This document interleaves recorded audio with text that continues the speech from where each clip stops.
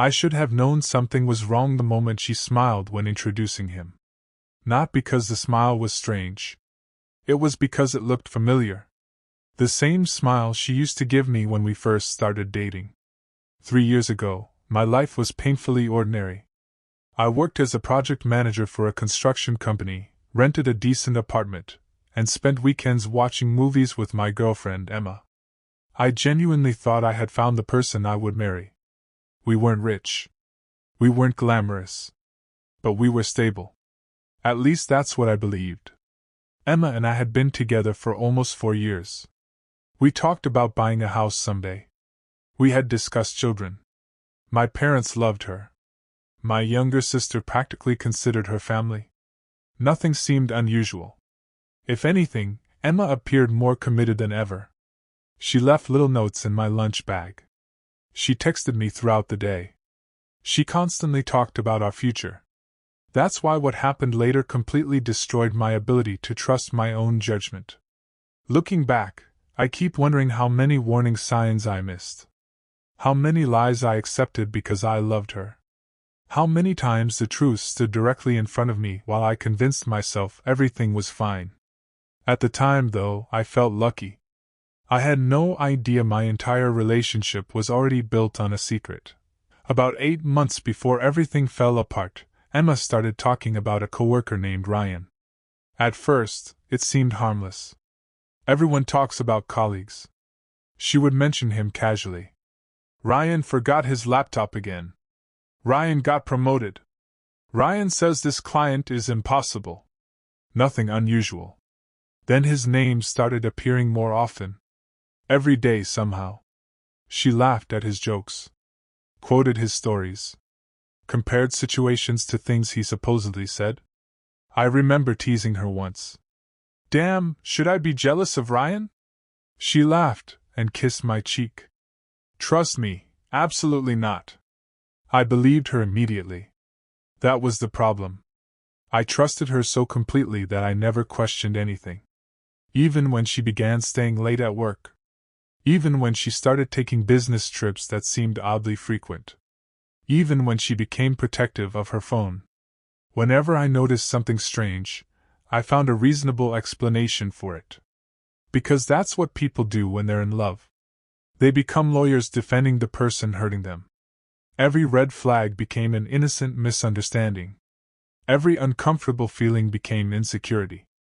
Every doubt became something I blamed on myself. Meanwhile, Ryan continued existing somewhere in the background of my life. Just a coworker. Just a name. Just a person I would eventually meet. And wish I never had. The first time I met Ryan was at a company gathering. Emma seemed excited for me to finally meet him. That should have been another warning sign. Most people don't get excited about introducing random coworkers. But I ignored that too. When we arrived, she immediately spotted him across the room. There he is. Something in her voice caught my attention. Not enough to alarm me. Just enough to register. Ryan was confident, friendly, and annoyingly charming. The kind of guy who could walk into a room full of strangers and leave with 10 new friends. He shook my hand. So you're the famous boyfriend. We laughed. Had drinks together. Talked sports. Talked work. Talked life. Honestly? I liked him. That realization still makes me sick. Because while I was sharing beers with him, he was sleeping with my girlfriend. Though I didn't know that then. The strangest thing happened later that night. I stepped away to use the restroom. When I came back, they stopped talking abruptly. Not awkwardly. Just suddenly. Like a conversation had ended mid-sentence. I noticed it for half a second. Then dismissed it. People stop conversations all the time. I forgot about it before the night ended. Months later, that tiny moment would replay in my head thousands of times. Because suddenly it meant something. And once you know the truth, every memory changes shape. The real problem started with her phone. Emma had never been secretive before. We knew each other's passwords. Sometimes we'd answer texts for each other while driving. There was no mystery. Then, almost overnight, everything changed. She began carrying her phone everywhere. Bathroom, kitchen, laundry room, everywhere. One evening her phone buzzed while she was showering. The screen lit up. I wasn't trying to snoop. I genuinely wasn't. But the notification appeared right in front of me. The message read, "Miss you already?" No name. Just a number. My stomach dropped. When she came out, I asked casually, "Who's that?" She barely glanced at the screen. "Oh, Ryan. Work thing. A work thing. Miss you already?" I remember staring at her, waiting for the explanation that never came. She immediately changed the subject. And somehow I allowed it. I wanted to believe her. I needed to believe her. Because the alternative terrified me. That night I barely slept. For the first time in years, I felt something ugly creeping into my mind. Suspicion. Not certainty. Not proof. Just a feeling. A tiny crack appearing in something I thought was unbreakable. I didn't know it yet, but that crack was about to split my entire life apart. Over the next few weeks, I became someone I barely recognized. I paid attention. I watched. I listened. Every behavior suddenly looked suspicious. Emma seemed distant. Not always. Just enough. She still said she loved me. Still kissed me goodbye. Still made plans for the future. But something felt rehearsed. Like she was playing a role she already wanted to leave. One Friday she told me she had an overnight work conference. I kissed her goodbye and wished her luck. Then she left. Around midnight I called her. No answer. I texted. Nothing. Hours passed. At 3 in the morning she finally replied. Sorry. Fell asleep. Something about it felt wrong. The next day she came home looking exhausted. I asked how the conference went. She gave vague answers. No stories. No details. Nothing memorable. That bothered me. Emma always shared details. Always. For the first time, I seriously considered checking her phone. I hated myself for even thinking it. Trust had always been the foundation of our relationship. But trust was becoming harder to hold on to. Every instinct was screaming at me. Something was wrong. Something was very, very wrong. And I was running out of excuses. The truth started revealing itself by accident. A week later Emma left her laptop open while grocery shopping. I wasn't searching for evidence. At least that's what I tell myself. Maybe part of me already knew. An email notification appeared. Ryan's name. I clicked. Just one email. Then another. Then another. My hands were shaking. Most messages looked normal. Work discussions. Schedules. Projects. Then I found one. Just 3 words. Last night mattered. My heart stopped. Another reply. I know. From Emma. I stared at the screen. Unable to breathe. Unable to think. Unable to process what I was reading. There were dozens more. Hidden among ordinary conversations. Flirting. Inside jokes. Plans. References to hotel rooms. References to weekends. References to things no coworkers should ever be discussing. I felt physically sick. My vision blurred. I remember sitting alone in our apartment for almost an hour. Not moving. Not crying. Just staring. The worst part wasn't discovering she was cheating. The worst part was realizing it had been happening for months. Maybe longer. An entire secret relationship. Existing beside ours. And I had never seen it. Or maybe I had. And I simply refused to look. When Emma came home, I was still sitting there. The laptop remained open. She knew immediately. The color drained from her face. Either of us spoke. For several seconds the apartment was completely silent. Then she whispered, "You read them." Not a question. A statement. I nodded. "What is this?" My voice barely sounded human. She started crying instantly. Not dramatic movie crying. Real panic. Real fear. Real guilt. I can explain. Those 4 words made me angrier than anything else. Explain what?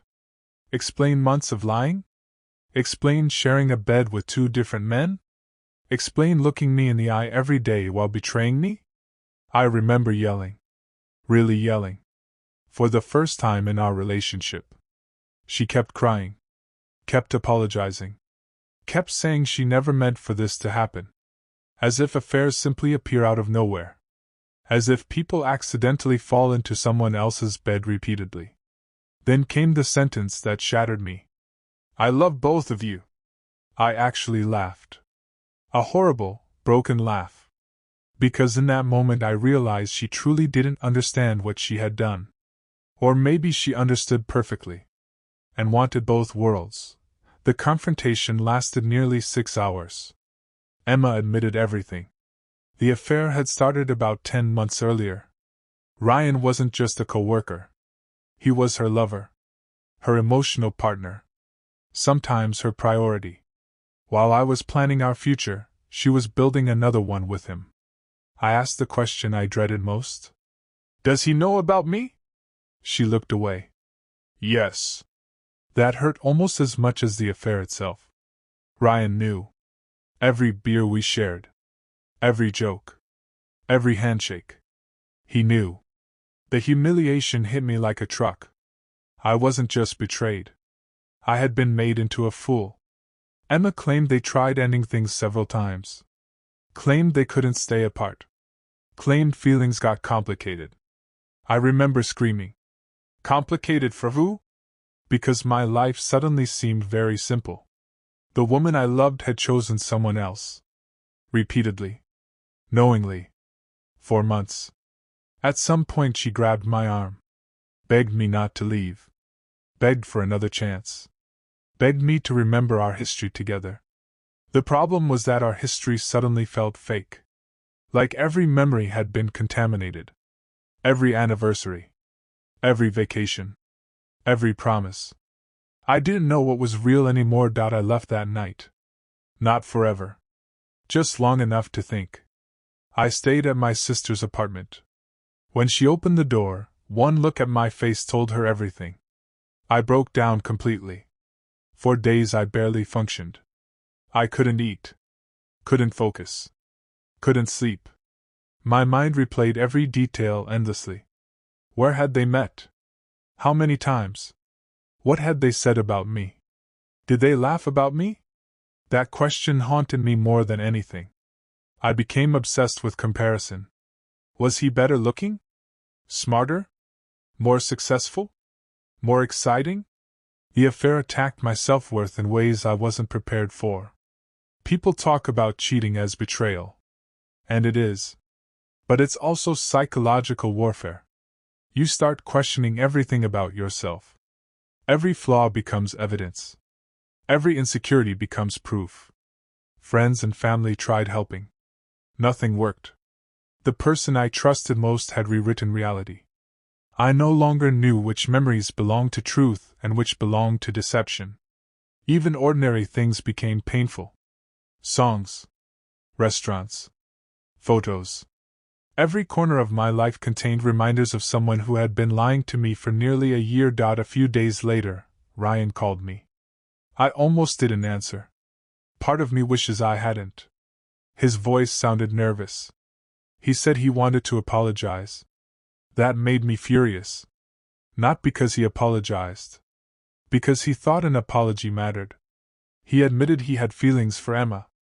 Claimed he never intended for things to go this far. Claimed he felt guilty. I asked him one question. Did you know she lived with me? Yes. Did you know we planned a future together? Silence. Then, yes. That was enough. I hung up. The conversation lasted less than 3 minutes. Afterward, I sat in my car for nearly an hour. Not crying. Not yelling. Just empty. Because hearing his voice made everything real. The affair was no longer emails and suspicions. It was a living person. A man who knowingly entered my life. Shook my hand. Shared drinks with me. Pretended to respect me. The cruelty of that still amazes me. I don't know how people separate love from basic decency. Maybe they don't. Maybe they simply stop caring about whoever gets hurt. And I happen to be collateral damage. What followed was months of chaos. Emma desperately wanted reconciliation. She called constantly. Sent letters. Emailed apologies. Promised therapy. Promised transparency. Promised change. Part of me wanted to believe her. That was the hardest part. I still loved her. Even after everything. Love doesn't disappear the moment trust dies. Sometimes it lingers long after it should. I hated her. Missed her. Wanted her back. Wanted her gone. All at the same time. The emotional whiplash was exhausting.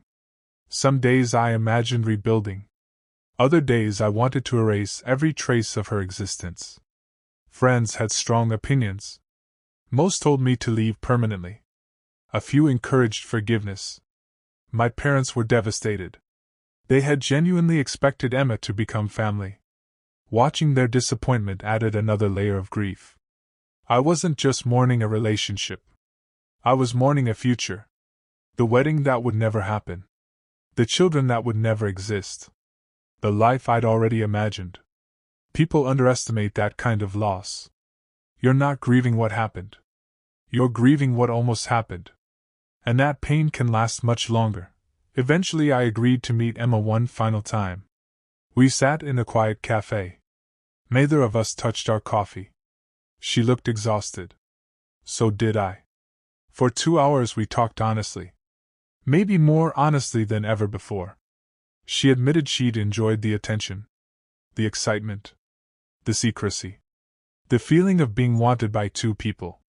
Hearing that hurt. But at least it was honest. For once. I asked if she loved him. She nodded. I asked if she loved me. She nodded again.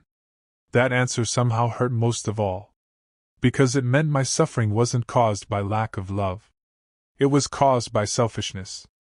She wanted both. And eventually lost both. Ryan had already ended things after the affair was exposed. Apparently reality looked less romantic in daylight. I remember thinking how pointless it all was. Years of trust destroyed. Lives damaged. Families hurt. And for what? A relationship that couldn't survive the truth. When we left the cafe, we hugged. Not romantically.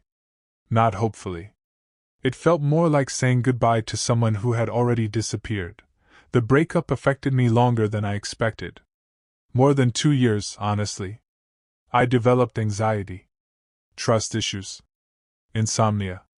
I started questioning people's motives constantly. Dating became difficult.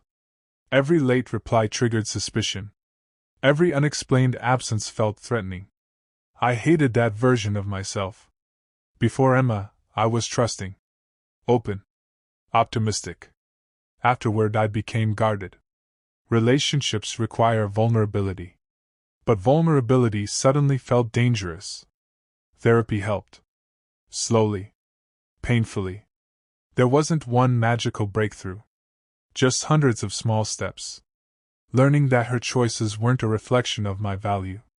Learning that betrayal says more about the betrayer than the betrayed. Learning that trust can return eventually. Even if it never returns exactly the same. Some friendships faded during that period. Others grew stronger. The people who stayed became incredibly important. When your life explodes, you learn who actually shows up. That lesson remains one of the few positives from the entire experience. Everything else felt like surviving a fire. You get out alive. But not unchanged. Never unchanged. 3 years have passed now. I'm in a different city. Different job. Different apartment. Different life. Occasionally mutual friends mention Emma. Apparently she moved away too. I don't ask questions. I don't want updates. Not because I hate her. Oddly, I don't. The anger eventually faded. What remains is sadness. A quiet sadness. The kind that settles permanently into certain memories. Sometimes I still think about the version of us that existed before the affair. The version that laughed together. Made plans. Dreamed about the future. I know that version wasn't entirely fake. That's what makes this complicated. People want villains and heroes. Real life rarely works that way. Emma wasn't a monster. She was a flawed person who made devastating choices. And I wasn't perfect either. But perfection was never the issue. Loyalty was. Whenever I remember Ryan, though, the bitterness returns. Not because he won. He didn't. Nobody won. But because he willingly participated in something that destroyed another person's life. Some actions reveal character. That one certainly did. I still think about the introduction sometimes. The first moment I met him. The handshake. The smile. The friendly conversation. The complete ignorance. If I could go back, I'd probably search for clues. Study every expression. Look for evidence. But the truth is, I wouldn't find any. Because betrayal rarely looks like betrayal while it's happening. It looks like normal life. That's why it hurts so much when the truth finally arrives. You realize disaster was sitting beside you the entire time. And you never saw it. Today, I'm doing better. Not perfect. Just better. I've learned that healing isn't about forgetting. It's about carrying the memory without letting it control you. Some scars stay forever. This is one of mine. And if there's one thing I wish someone had told me years ago, it's this. Trust your instincts when something feels wrong. Not because instincts are always correct, but because ignoring them can cost you years of your life. I ignored mine.